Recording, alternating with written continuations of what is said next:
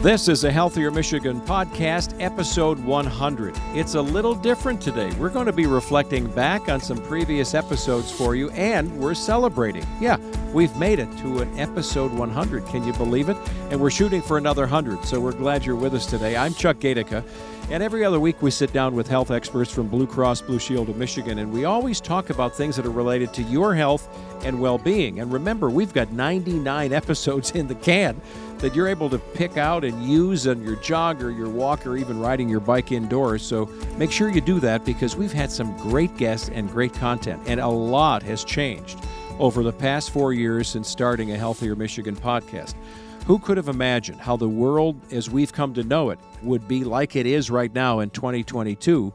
Before the pandemic, you were working out, you were trying to eat right, maybe you were staying up to date on doctor visits, and then all of a sudden the whammy, everything changed. We had to start staying in place. We found maybe new ways to maintain our health. And whether it was expanding your cooking skills, being inventive with the way you approached your fitness, or even exploring telehealth options to maintain open communication with healthcare providers, so many things have changed, and I'm not so sure that they're all so bad. I mean, there's been a lot of good that's come out of this. So no matter how we approached it, one thing is certain.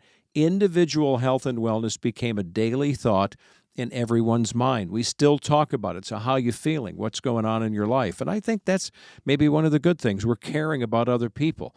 So throughout the years, a Healthier Michigan podcast has been dedicated to bringing you consistent insight on health and wellness through Blue Cross Blue Shield of Michigan and community experts to deliver information in hopes of helping anyone listening to live a healthier life. And now more than ever, we understand the importance of being proactive with our health and well-being, and we encourage others to do the same. You know, when we started this podcast, we weren't certain what was in store for us. With every episode, we walked away with a new healthy habit, though, and we either found use for it in our own lives, or maybe it was something we could share with others, and we've learned so much over these last 100 episodes. We've come to understand that when it comes to our health, everyone's experiencing their own health journey, right? It's not a straight line. Sometimes there's a zig or a zag, and that's okay. And we're grateful if we have been able to be part of your journey at any point along the way. That said, there are a few things that we've learned that we wanted to share with you as we look back over 100 episodes of our podcast. And so wherever you are in your journey, it's important to remember that we need to focus on setting some goals. We can start, at the grand level. That's okay. Make sure they're doable goals. But what if we start at the micro level? So we needed somebody to help us understand that. Here's Cindy Bjorkquist. Don't set something so out of place and so large that you can't achieve it.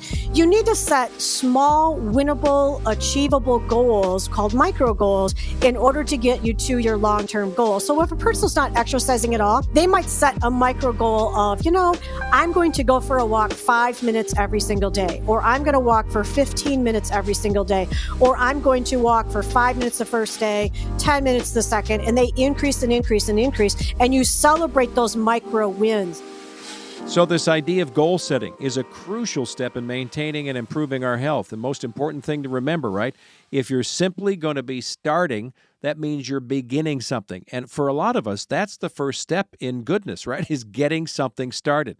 It can be as simple as going for a walk. To do that, you got to get to your front door. You've literally got to start something, and then maybe you step into nature.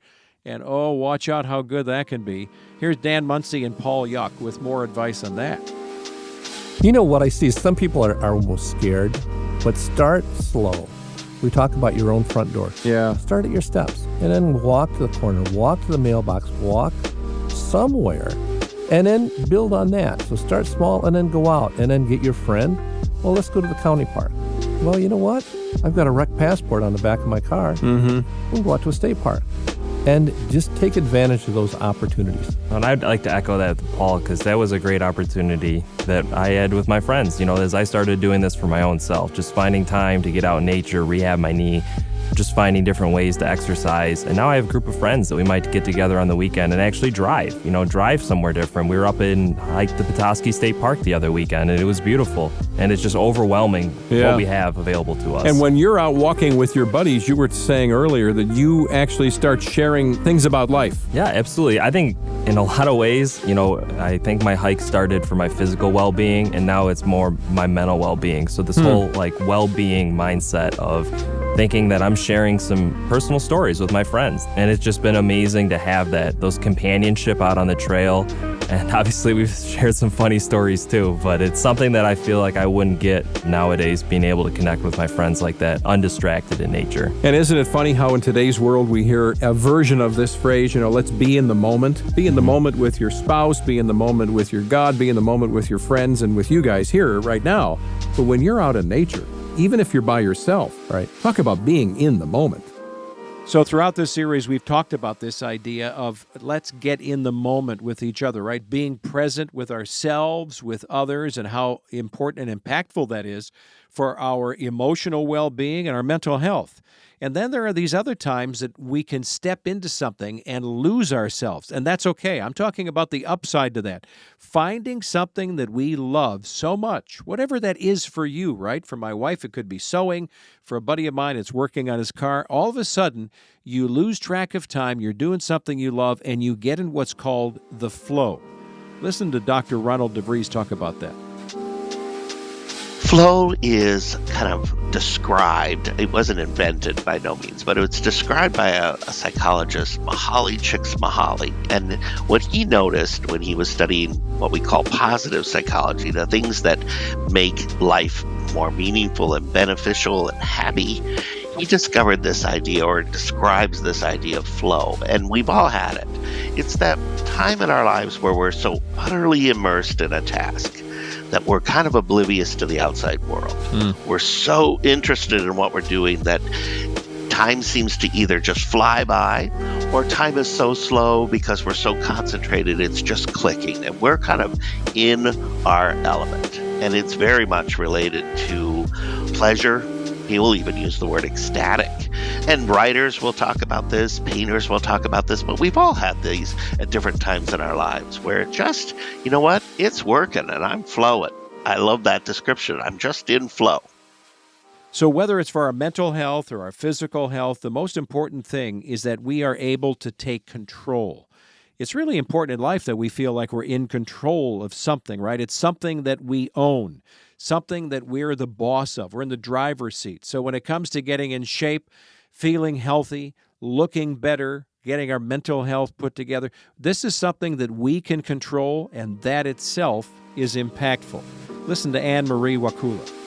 So, I like to say you think of yourself in the driver's seat of your own physical and mental well-being. So, you're in control of improving your body, improving your lung capacity, and creating ease of function as you age. So, being able to walk up and down the stairs and things like that are things that we need to do throughout our entire life. So, you are in charge of your outcome, and how you create that is, what does it look like for you, and how do you enjoy that? Yeah, and you mentioned something, and I know you've helped create this online series, Fitness Over 40, with thehealthiermichigan.org, right? So you talked about as we age, and I think for many people that's something where, they want to lose a little weight or they want to change their diet, calling it lifestyle change. For others, many of us, it's simply, I want to maintain my balance. I want to be able to pick up a grandkid. There are practical reasons for us to be fit.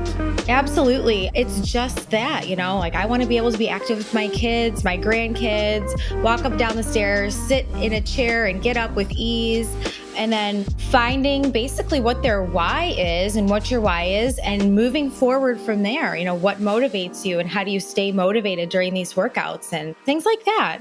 So finding your why is a great adventure, right? We've had national motivational experts talking about this question. What's your why? Well, for me, maybe for you, finding your why is critically important. All I have to do, it's kind of simple. I look at pictures of my spouse, my kids, my grandkids.